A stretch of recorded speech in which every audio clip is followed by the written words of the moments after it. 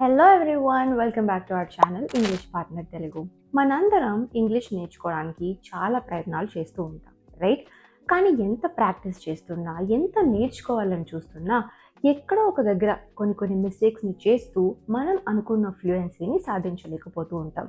ఇది మీ ఒక్కరి సమస్య కాదండి, ఇలా చాలామంది ఉన్నారు.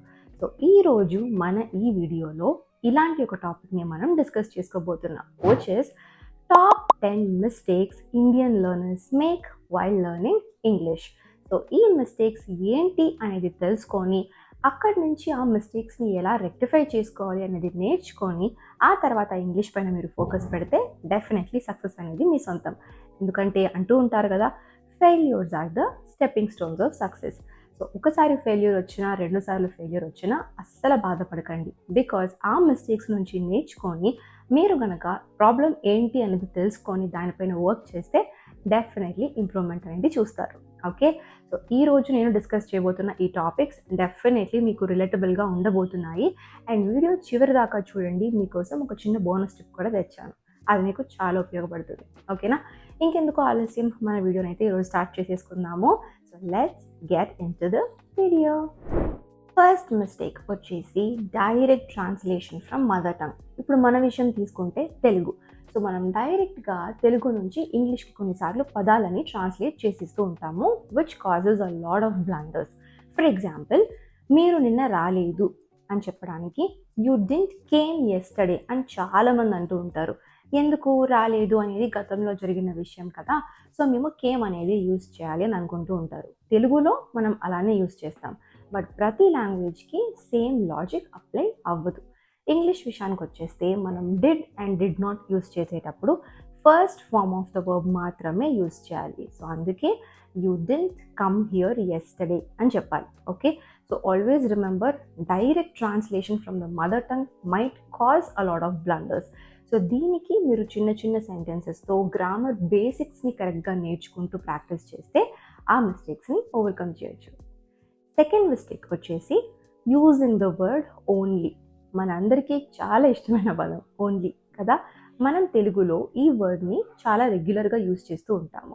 అదేవిధంగా మనం ఇంగ్లీష్లో కూడా you only, come only, here only, ఇట్లా చాలాసార్లు ఓన్లీ అనే వర్డ్ని మనం యూజ్ చేసేస్తూ ఉంటాము. బట్ ప్రతి సెంటెన్స్కి ఓన్లీ అవసరమా? డెఫినెట్లీ కాదు. సో ఈ ఓన్లీ అనేది ఎప్పుడైతే మనం స్పెసిఫిక్గా ఒక విషయాన్ని లేకపోతే ఒక వ్యక్తి గురించి డిస్క్రైబ్ చేయడానికి యూజ్ చేస్తున్నామో అప్పుడు తప్ప మిగతా సెంటెన్సెస్లో యూజ్ చేయకూడదు. Okay, for example, I trust you only, నేను మిమ్మల్ని మాత్రమే ట్రస్ట్ చేస్తాను. ఇటువంటి సిచ్యుయేషన్స్లో యూజ్ చేయొచ్చు, బికాస్ స్పెసిఫిసిటీ అనేది ఉంది కాబట్టి.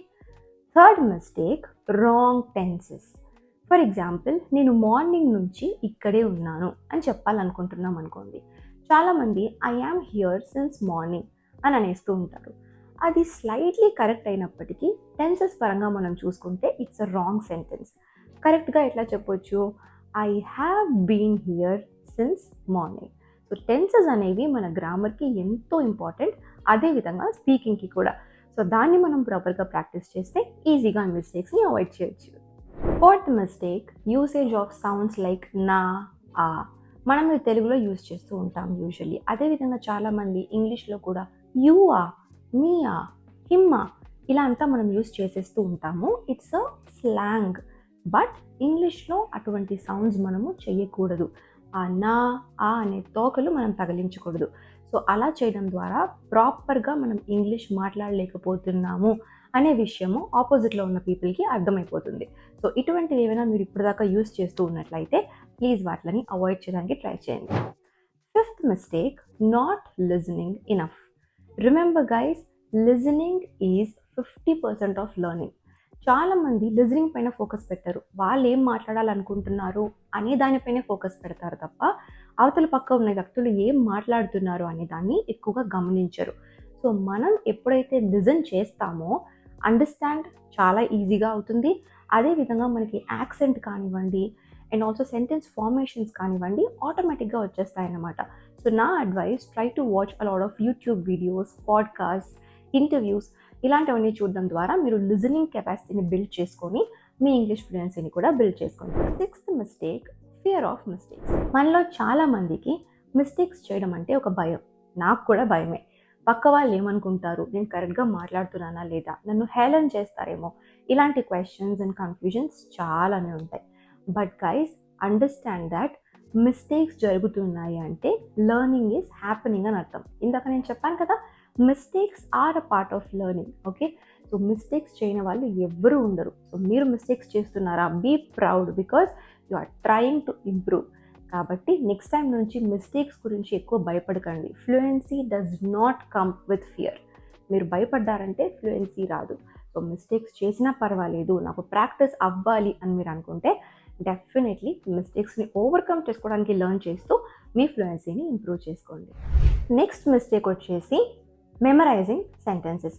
చాలామంది ఇప్పుడు for example, what is your name, what is your good name, etcetera ఇలాంటి సెంటెన్సెస్ని మగప్ చేసి బట్టి పట్టి మెమొరైజ్ చేసేసి గుర్తుంచేసుకుంటారు. బట్ ఈ సెంటెన్సెస్ ఎలా ఫామ్ అవుతున్నాయి, దీని తాలూకా ఉండే గ్రామర్ అర్థం ఏంటి, అండ్ ఈ సెంటెన్స్ని మనం ఫామ్ చేస్తున్నాము అంటే ఏ గ్రామర్ రూల్స్ ఫాలో అవుతున్నాము, ఇలాంటివన్నిటిపైన ఫోకస్ చేయరు.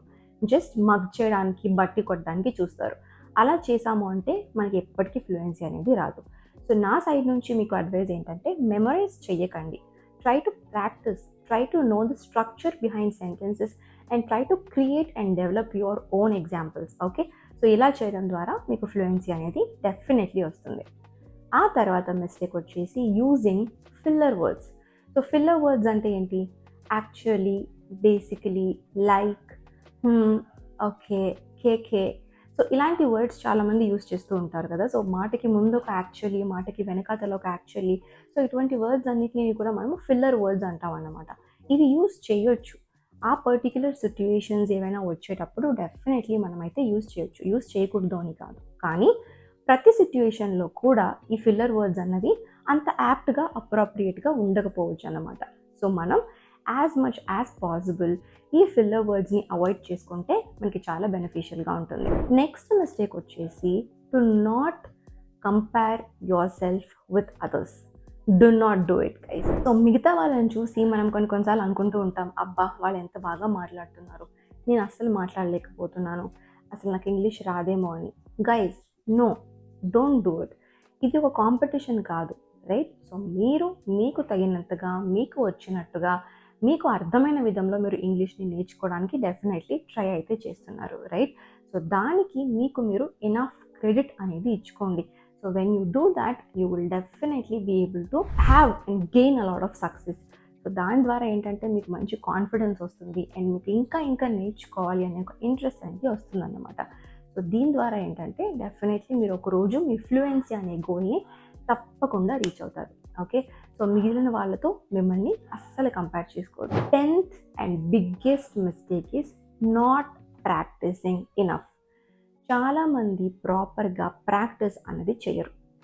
గ్రామర్ నేర్చుకుంటారు, గ్రామర్ స్ట్రక్చర్స్ నేర్చుకుంటారు, టెన్సెస్ నేర్చుకుంటారు, మొత్తం థియరీ పార్ట్ అంతా క్లియర్గా నేర్చుకుంటారు. కానీ దాన్ని స్పీకింగ్ రూపంలో పెట్టి ప్రాక్టీస్ చేస్తారా? చెయ్యరు.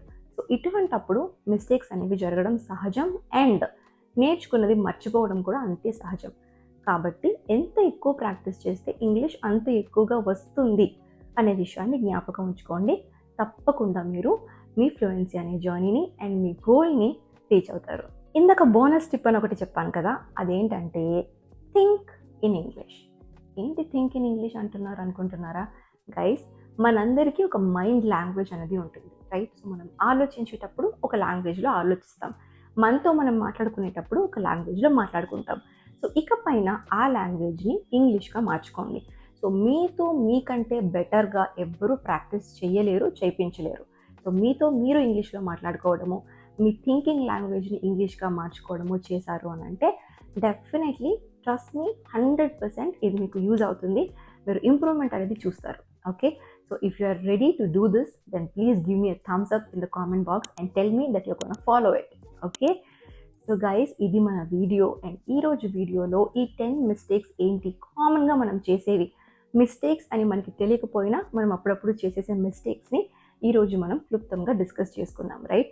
ఒకవేళ మీరు ఈ మిస్టేక్ని చేస్తున్నారు, మీ లైఫ్లో ఈ మిస్టేక్స్ని అవాయిడ్ చేస్తూ ఇంగ్లీష్ ఫ్లూయెన్సీ అచీవ్ చేయాలి అనుకుంటున్నట్లయితే then please get in touch with our team and we are here to help you both grammar and speaking.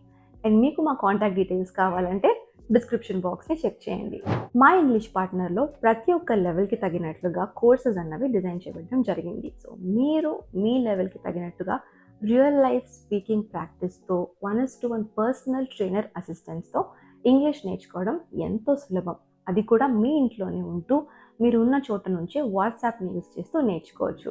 ఇంకా ఫర్దర్ డీటెయిల్స్ తెలుసుకోవాలి అని అనుకుంటే ఇందాక నేను చెప్పినట్టు డిస్క్రిప్షన్ బాక్స్ని చెక్ చేయండి. ఆ నెంబర్కి వాట్సాప్లో హాయ్ అని మెసేజ్ చేయండి. మా టీం మీతో కాంటాక్ట్లోకి వచ్చి మొత్తం డీటెయిల్స్ అన్నిటిని కూడా వివరిస్తారు.